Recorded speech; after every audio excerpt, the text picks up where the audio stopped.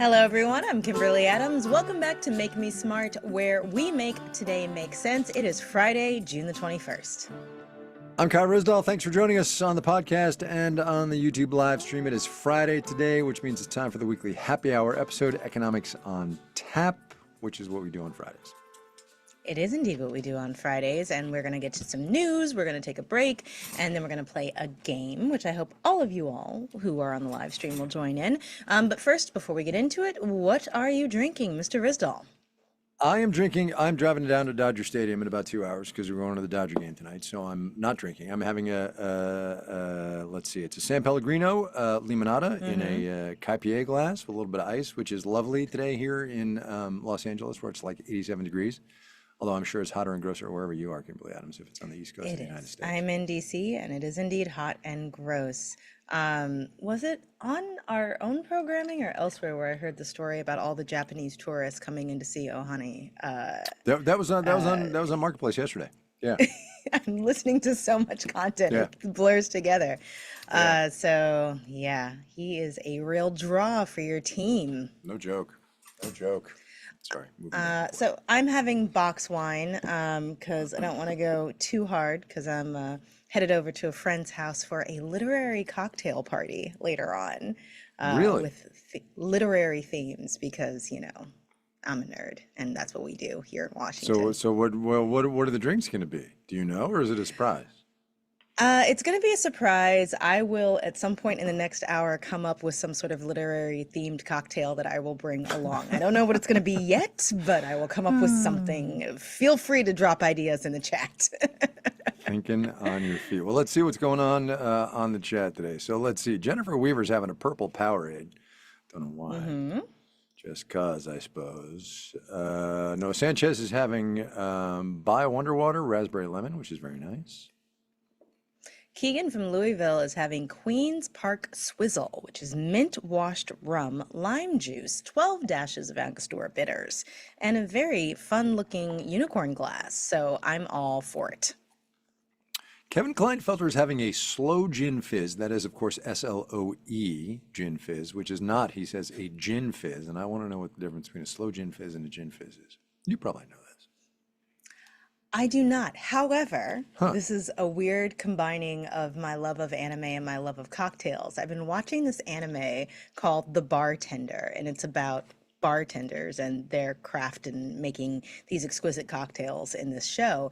And apparently, at least in the concept of this show, the drink that other bartenders will ask bartenders to make to test their bartending skills is a gin fizz. Oh, wow. Because I guess it shows off all the skills. I don't know. I don't drink gin. It's the devil. Yes, well, that's a good point. I should have thought of that, actually. Yeah, I should have thought of it. All right, let's do some news. What do you got? I am very fascinated, mildly entertained by this news that was in the Washington Post about the IRS saying that it is going to deny most of the claims of the pandemic tax credit for employers. So many folks will remember that there was this employee retention credit program during the pandemic. The idea is, if you keep your employees on staff during like the worst of the pandemic, the IRS would give you a tax credit. And it was an incentive for business to not lay people off during a period of just extremely high unemployment, fear, and just panic in the economy. This program has been just rife with fraud, and I mean well-documented fraud. People making up businesses and then claiming the credit, people being like sort of sole proprietorship and then claiming the tax credit for remaining themselves as their self-employed selves, people claiming that they kept their employees on when they actually laid them off or put them on furlough or whatever. Lots and lots of fraud. So now the IRS said on Thursday, and I'm reading here from the Post, that it plans to deny the vast majority of claims for this program. And the IRS said it had investigated 1 million claims worth about $86 billion. The IRS plans to deny between 10 and 20% of the claims at greatest risk in the near future, and will continue investigating an additional 60 to 70% of claims that show a, quote, unacceptable level of risk, the agency said. And moving moving on, businesses filed more than 3.6 million claims for this program since its debut, and the price tag for it ballooned to more than $232 billion, far exceeding Congress's initial expectations. Now, another thing that is interesting about this program is because everybody in this town knows how scammy it got, they have literally baked in the savings from this program into other spending programs. So at various points in the last year or so, when they're talking about balancing things out to get bills through, they'll be like, oh, we'll take the savings from not paying out all these claims that are on the books, and that's how we'll pay for this fill in the blank program.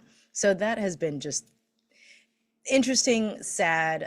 I'm upset that people are scammy, but on the other hand, it's like, wow, give people an opportunity and they will find a way to scam the government. Yeah, they will. They totally will. And then the other story that I had was just a quick note of the program in Maryland about expunging all of these and pardoning all of these people who had marijuana convictions. Maryland is joining a bunch of other states and the federal government in trying to clear the books of all these folks who've had weed convictions over the years. And the AP had an interesting headline about this story that with the pardons in Maryland, 2.5 million Americans will have had their marijuana convictions cleared or forgiven. And every time I see one of these stories pop up, it reminds me of during one of my visits to St. Louis Public Radio, I was talking to the lady in reception who was very kind to me. And she was telling me that she works part-time at a dispensary in Missouri where weed is now, you can get it medicinal marijuana, and how somebody came in one day and said, I did 10 years for what you're doing. Oh, wow. And she was just very mindful of the fact that, she was exerting this privilege of being able to work in this space safely when this person coming in to buy the product, trying to do it legally, had literally already spent time incarcerated for doing exactly what she was doing. It's wild. Wow. Yeah. That's a big move by Governor Moore in Maryland. What's yours? Okay, so mine is a video clip that we're going to put on the show page of Reggie Jackson. Now, the background is that, of course, Willie Mays died this week. He was the Baseball Hall of Famer. He was 93, legendary, all-time great baseball player.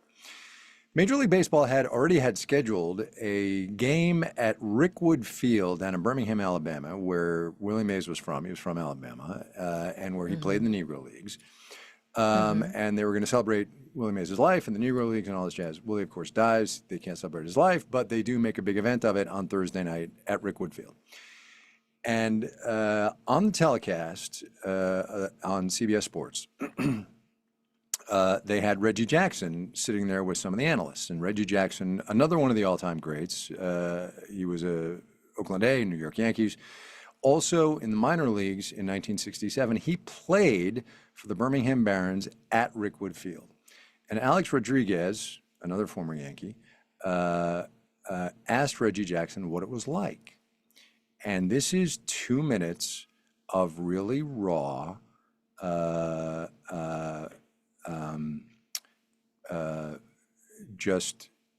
testimony, I guess, of what it was like to be a black man in the South in 1967. And you should listen to it. It's wild. It's just What are some wild. of the highlights? I wouldn't wish it to anybody, he said. I would have beaten somebody up had I not had white teammates who took care of me, and then I would have been lynched. He tells stories of going into a hotel and a restaurant with his teammates. He was the only black guy on the team. And the restaurateur and the hotel manager would say, the N-word can't come here. And he actually used the N-word on TV, by the way, twice. It was wild. You should watch it. It's wild. Absolutely wild. I'll definitely go back and watch it. Yeah. Wow. Yeah.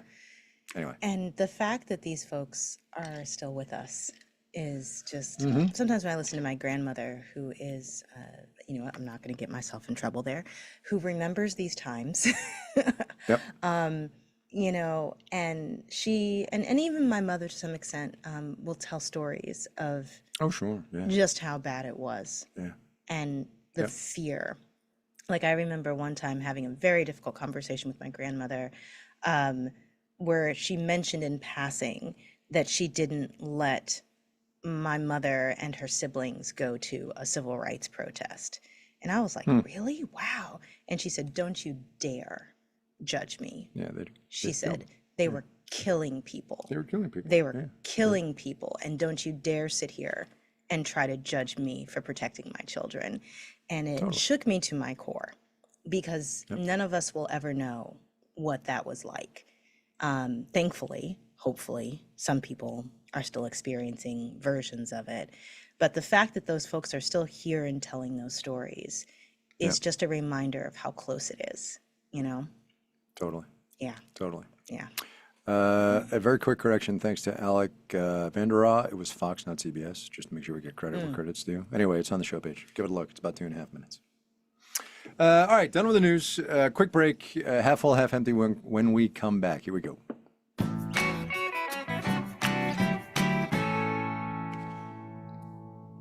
Okay, we are back, and now it is time to play Half Full, Half Empty. And we have a special guest host with us tonight, Marketplace tech producer Daniel Shin. Take it away, Daniel. Nice. Hello, I'm here to deliver the content.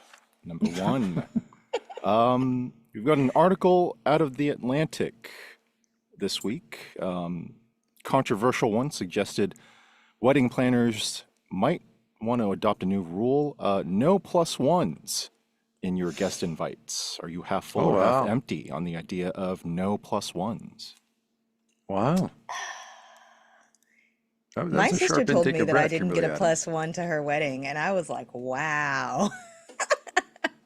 Because it was after I was divorced, and I was like, oh, so for my +1, she was like, you don't get a +1. And I was like, Wow. really? She Wow. was like, yeah. Look, weddings are very expensive. And especially in this economy, I do not begrudge couples trying to save expenses where they can. So, I'm like torn between the awkwardness of going to a wedding alone and wanting to save the couple's money. I don't know, man. Gotta Half pick. full, half full, half full. Yeah, weddings are want super to I want to expensive. And if validate going alone places. right, right, I think that's fine. Yeah, I think it's fine. I'm kind of okay with that. Yeah. Have fun. Yeah, yeah. Next. All right, number two, New York Times covered something I think we all know at this point, the fast trend of AI slop is what they called it. So, just AI being put into things you didn't ask for, descriptions in your Google search, et cetera, et cetera. Are you half full or half empty on all the AI slop we've been getting? All the way empty. It's crap. Full stop. And shout out to our newsletter writer, Ellen Rolfes, for picking the perfect image to illustrate AI slop, which was the shrimp slash crab slash underwater Jesus image. And this idea of just, it's clickbait, it's garbage, and it's not only super bad for the environment, as she pointed out, but also just a waste of all of our time. So all the way empty. All the way empty. Yep. Faux show. Next. Pretty straightforward. Number three, Netflix has announced a new experiential entertainment venue they're calling Netflix House. It's apparently where you can enjoy all your favorite Netflix, brands with immersive experiences. It's not really a house from what I saw. The concept art looked like a giant mall. But are you half full or half empty on experiencing things like Squid Game in real person or whatever? Look, if That people want to go feels do this, more dangerous. power to them. But for me, myself, and I'm half empty. I'm all the way empty on this one, man. You kidding me? Forget about it. I don't need that. I feel like I'm in a bad place to answer this question because after 2.5 weeks in New York, I don't want to go outside. I just want to be at home. So I'm like all the way empty on going most places in general. Yeah, it seems a little. Nobody asked for that, right? And No, nobody needs that. Yeah. Next. Number four, this comes from CNN. An article on quote unquote summer Fridays, which is an office policy where you get to leave early or maybe take the day off on Fridays, and how that's really no longer a thing thanks to hybrid remote work. Are you half full or half empty on that? Yeah, it's just like a fact, man. I don't know that it needs a value judgment. It's what just happens. Certainly not here at Marketplace, though. If anybody in St. Paul is listening, definitely not people at Marketplace doing that. So as I sit at work at 6:45 p.m. Eastern on a Friday, Right. I don't know. I feel like I'm gonna go empty on this because there's a lot of stuff getting blamed on hybrid work that I feel like is just a cop out for, either bad management or trying to criticize employees for other things or being used as an excuse to downsize staff, whatever. I'm not buying it. I feel like hybrid work is getting blamed for a lot of things that are just not that big of a deal. And Stephanie Hughes sent me, who's one of our reporters, sent me a story from Bloomberg earlier that really made me happy, which pointed out that more disabled Americans are employed thanks to remote work. Because the pandemic showed what disabled folks have been saying for decades, which is that a lot of these jobs can be done remotely or from a hybrid basis. So I'm going to go all the way empty on blaming hybrid work for all the ills of, managers not feeling like they're doing anything worthwhile. Sorry. Yeah, Not I sorry. think Kimberly's right. I think blaming this on hybrid work is a misstep. But if you can scoot out of work on a Friday, you should do it. That's what I'm saying. Your job does not love you. Yeah, no joke. No joke. All right, is it But that's a time whole for the different poll? podcast. Anyway, yes, let's do the poll. All right. Let's do the poll. Last one, the poll. Surgeon Okay. General Vivek Murthy is urging Congress to require warning labels on social media, cautioning users against the platform's potential mental health harms and other related harms. Are you half full, half empty on social media warning labels? Yeah, that's a really good question. It's been in the ether the past couple of 3 days. I think it's a very interesting question. So I've been seeing some interesting research on, and I'm probably going to pronounce this wrong, myopia. Have you seen this about kids? Like their eyeballs Yep. are Yep. actually changing shapes because they are spending so much time looking at things in their near field of vision and less time Yep. looking at things at a variety of depth perception, and it's changing their vision and their long-term ability to see. And I've also seen some other research about, what it does to someone's attention span when they learn to read on a smaller screen that is constantly changing versus a static screen of like words on paper.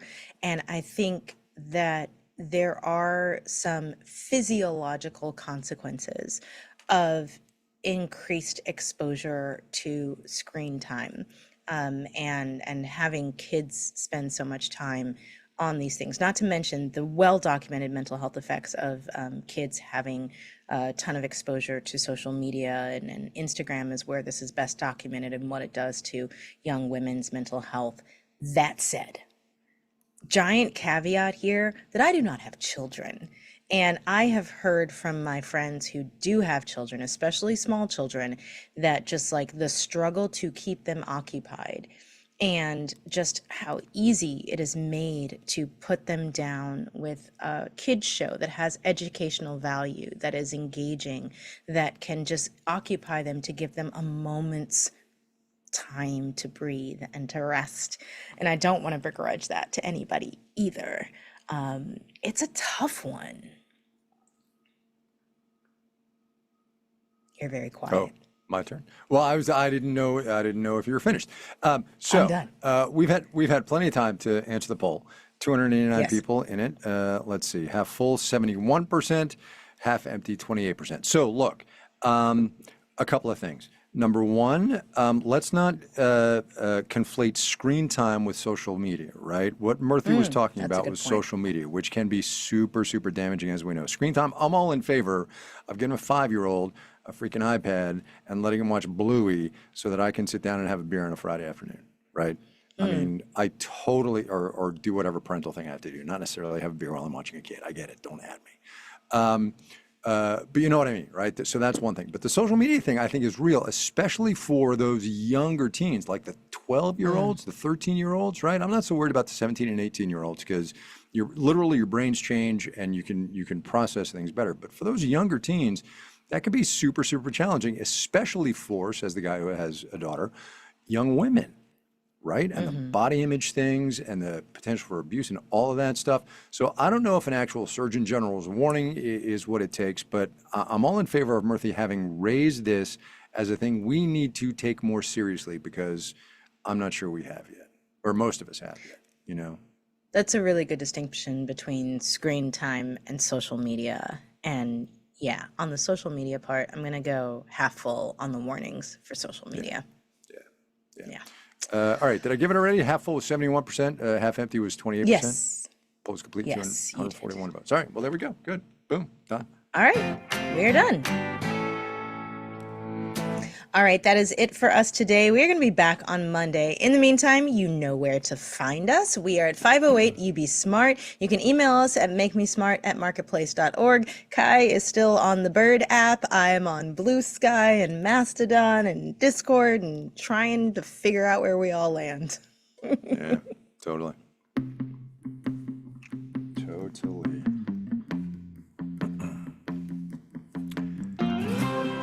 Make Me Smart is produced by Courtney Bergsieker. Today's episode was engineered by Jake Cherry. Our intern is Talia Menchaca. This is her last day, by the way. She has worked so hard for us. We're so grateful for all she did. Thank you. Best of luck. Yes, and the team behind our Friday game is Emily McCune, Jamila Huxtable, and Antoinette Brock. Marissa Cabrera is our senior producer. Bridget Bodner is the director of podcast, and Francesca Levy is the executive director of digital and on demand. I made it. There you go. You made it. You got it. Totally.